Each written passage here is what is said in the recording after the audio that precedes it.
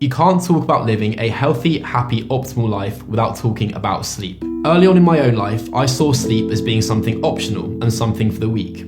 I fell victim to the grind hard culture or mentality advocated by individuals like Gary Vee at the age of 16, and let's just say the negative implications of that weren't particularly great. We're coming to the end of 2020, and we still don't make sleep as much of a priority as other areas of our health and fitness, including body, mind, time, focus, nutrition. Sleep is probably the last variable most individuals focus on when it comes to achieving their health and fitness related goals. To further demonstrate this point, and as Matthew Walker said in the book Why We Sleep, humans are not sleeping the way nature intended. The number of sleep bouts, the duration of sleep, and when sleep occurs has all been comprehensively distorted by modernity.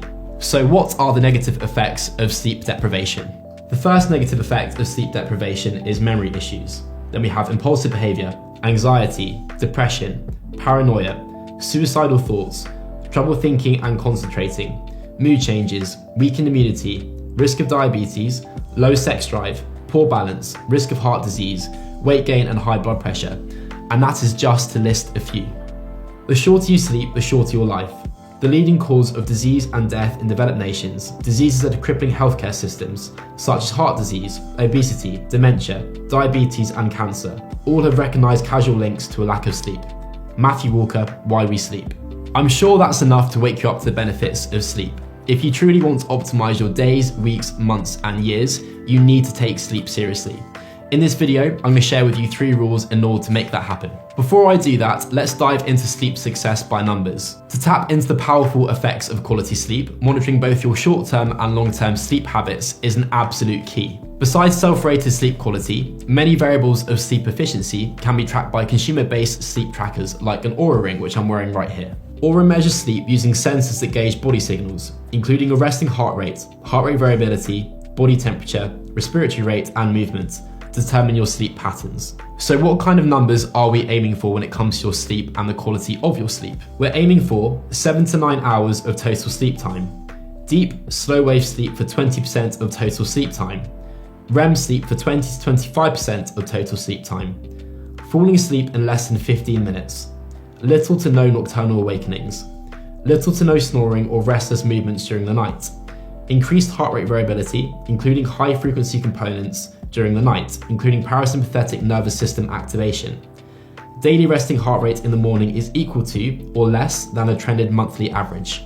Sleep hack number 1, hacking light. Optimizing your circadian rhythm for energetic days and restful nights. Our objective here is to align your circadian rhythm with natural day and night cycles. Although in modern times, the majority of us spend the bulk of our time in indoor facilities or under artificial light, our physiology is intimately connected with natural day and night cycles. So what is your circadian rhythm? Circadian rhythms are ancient evolutionary biological processes that are linked with the natural cycles of the day, essentially when the sun rises and the sun sets. Your circadian rhythm is your biological clock and plays a very intimate role in controlling our physiology, our metabolism, our mood, and also our ability to sleep and regulate our sleep start and end times. The most apparent circadian rhythm disruptions occur when we travel abroad, or we travel through multiple time zones, or maybe on a transatlantic flight.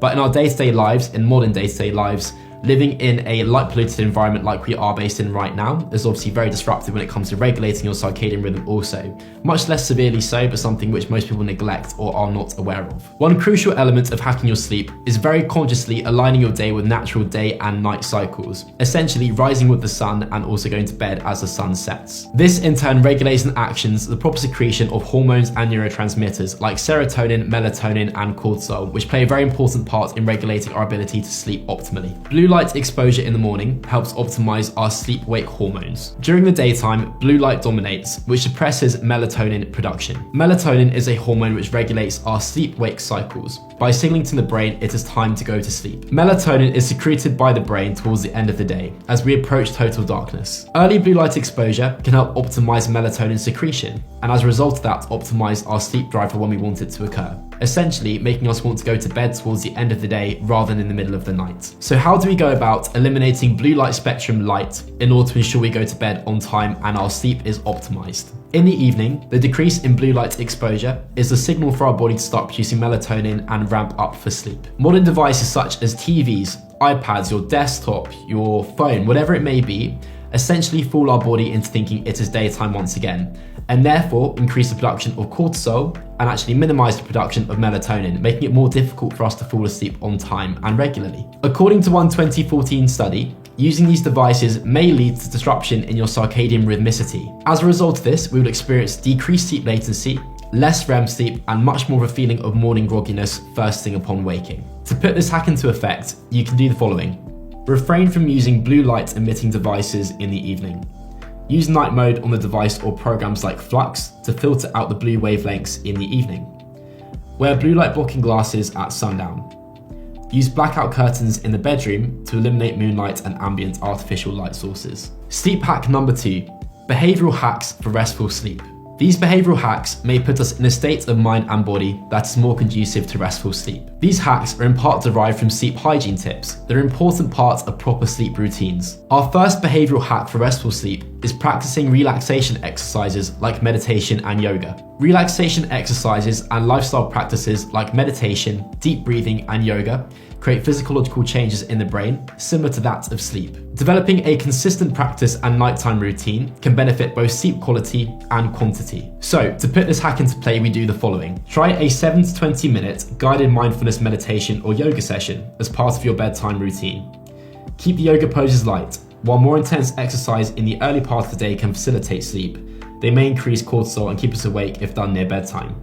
Wearable biofeedback headbands such as Sleep Shepherd track brainwaves with EEG sensors and output binaural beats to produce brainwave patterns that are conducive to sleep. Lower your body temperature before bedtime. In addition to light, temperature is another cue the body uses to signal sleep. Before the start of a sleep cycle, our body temperature naturally falls a few degrees. Keeping cool at bedtime can increase sleep efficiency and sleep onset. In order to optimize temperature, follow these hacks. Keep the bedroom between 60 to 68 degrees Fahrenheit, that's between 18 degrees Celsius to 21 degrees Celsius. Take a shower or bath before bed. While it may seem that this would increase body temperature, it actually draws blood flow towards the surface. Here, heat more easily radiates to the environment, lowering our body temperature. If you guys live in an environment where you don't have air conditioning available to you, like I do have in my current environment, I'd also advocate opening the windows at least an hour or two prior to bed as well, if you want to optimize temperature. Obviously, this is difficult in the winter if you live in Europe because it's more difficult in terms of temperature regulation. Obviously, it's being very cold, of course. But again, massively advocate that in terms of air quality also. Go to bed and wake up at the same time every day. I cannot stress this point enough. It is so incredibly important when it comes to optimizing your sleep. Consistent sleep-wake routines can be very effective for supporting healthy circadian rhythms. Since we sleep in roughly 90-minute cycles, it can be beneficial to have our wake time reflect an even amount of cycles. When we wake up in the middle of the night, especially in deeper stages of non-REM sleep, we'll experience a greater degree of sleep inertia or grogginess. To put this into effect, we'll do the following. Start the bedtime routine at the same time every day, and set the alarm for the same time every morning, even on weekends. Additionally, using the bed only for sleep reinforces a healthy sleep-wake cycle, and more strongly reinforces the link between the bed and sleep, which may make falling asleep much easier. Sleep hack number 3, hacking your sleep with supplements. Dietary supplements can help support the body in the production of sleep-promoting hormones and neurotransmitters, like serotonin and GABA. These supplements can be used in conjunction with a wholesome diet to help the body relax and produce brainwave patterns similar to that of rest. In this section, we'll take a look at 4 supplements that support restful sleep. First sleep supplement on our list is magnesium glycinate. According to the World Health Organization, approximately 75% of the United States population is deficient in magnesium. This mineral is crucial for over 300 reactions in the body and plays a very key part in regulating levels of melatonin and GABA in the body. Whilst many forms of magnesium exist, magnesium glycinate is the most bioavailable. Magnesium acts as a mild sedative, increasing deep sleep and reducing the period of time it takes to fall asleep, decreasing nighttime cortisol levels and reducing periodic leg movements like the little flinch we experience when we're often very fatigued late at night. How to dose magnesium glycinate for sleep. 200 to 400 milligrams depending on individual sensitivity and baseline magnesium levels. To maximize the therapeutic potential of a supplement, it can be taken with calcium citrate, which synergizes with magnesium and supports high quality sleep. Supplement number 2, L-tryptophan. L-tryptophan is an essential amino acid and mild sedative that acts as a precursor for serotonin and melatonin. How to dose L-tryptophan. 500 to 1000 milligrams 1 to 2 hours before bedtime. Calcium and vitamin B6 help absorption, while folate and vitamin C facilitate reaction to 5-HTP, a precursor to serotonin. Adaptogenic herbs like reishi and ashwagandha. Adaptogens help ward off physical and psychological stress and can benefit restful sleep by balancing hormones and our immune system. How to dose reishi for sleep. 1 to 2 grams in the evening is the optimal dose for sleep enhancement. Best taken as a herbal extract to maximize the presence of bioactive compounds. How to dose ashwagandha for sleep. 250 to 600 milligrams of the herbal extract taken in the evenings is perfect. So those are the 3 sleep hacks I prioritize when it comes to optimizing sleep quality, duration, and efficiency. Now let's move into the other variables you might want to focus on when it comes to improving your sleep. First and foremost, you want to be aware of your caffeine consumption and the half-life of caffeine. If you are still consuming caffeine, I definitely advise consuming your last cup of coffee, cup of tea, whatever it may be, dark chocolate sauce also, prior to midday. The reason being the half-life of caffeine can span around 10 hours for some individuals, depending on their sensitivity levels. So regulating your caffeine consumption and being aware of it is very important when it comes to optimizing your sleep quality. Another variable to be aware of will be meal consumption and timing of your last meal. If you are to consume a very calorically dense meal, very close to your sleep start time, you experience a lack of quality sleep and efficiency, and potentially a delayed onset of sleep also. Primarily as a result of body temperature being heightened and obviously your body digesting the food source you have just consumed.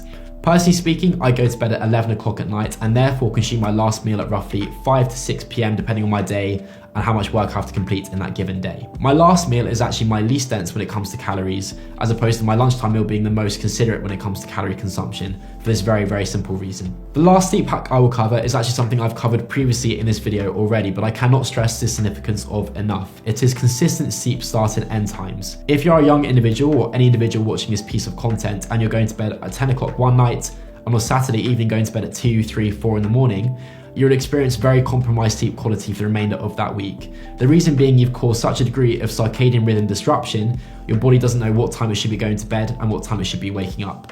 I cannot stress it enough, make sure you're going to bed at the same time every single day and waking up at the same time every day. Thanks for watching this piece of content. If you engaged with it or found out something new today, please make sure you leave the video a like and a thumbs up, subscribe to the channel of course, and comment any questions you have below in the comment section. If you are, however, a high-performing entrepreneur doing 6, 7, or 8 figures with your business, make sure you check out the Peak Performance Program, which is my service, my high-ticket service, which we are working with entrepreneurs to optimize their sleep, nutrition, body, mind, time, and focus so they can dominate their market and competition in the business space. I'll see you guys in the next one. I'm now going to go off to sleep. Cringe.